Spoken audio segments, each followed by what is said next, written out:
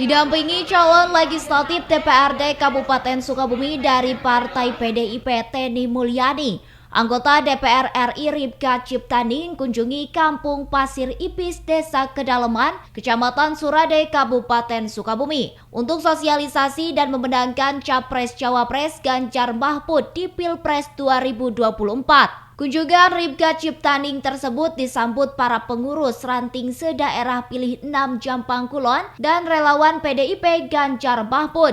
Ripka bersilaturahmi dan juga melakukan pembahasan terkait pemilihan umum yang akan digelar pada 14 Februari mendatang. Dirinya juga siap memenangkan Ganjar Mahfud pada Pilpres mendatang dengan mengajak para relawan dan caleg untuk lebih semangat lagi. Menurut calon DPRD Kabupaten Sukabumi dari Dapil 6 Teni Mulyani mengatakan, dengan kedatangan anggota DPR RI dari fraksi PDIP Ripka Ciptaning ke wilayah Surade menjadi penyemangat para kader dan simpatisan yang ada di wilayah Dapil 6 Sukabumi.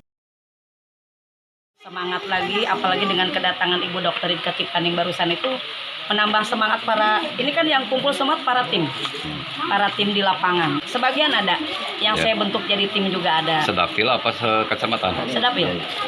Ya kalau sama Bu Ripka itu kan menyampaikan beberapa poin. Pertama memang mengenai Partai PDI Perjuangan kan, perjuangan ke depan itu. Jadi apalagi untuk calon presiden lebih ditekankan lagi untuk mendukung atau mencoblos presidennya gitu kan, karena kita itu ada tugas itu khusus dari Bu Mega, kalau tidak linier suaranya dengan caleg maka beresiko untuk tidak dilantik. Targetnya ke Pilpres karena kita harus nyambung lah gitu. Kita harus seperti itu. Keinginannya baik calon dari DPRD Kabupaten, Provinsi dan DPR RI juga ke presidennya itu harapannya semuanya bisa dapat suara dengan seimbang. Dari Kecamatan Surade, Kabupaten Sukabumi, Indra Sofyan melaporkan.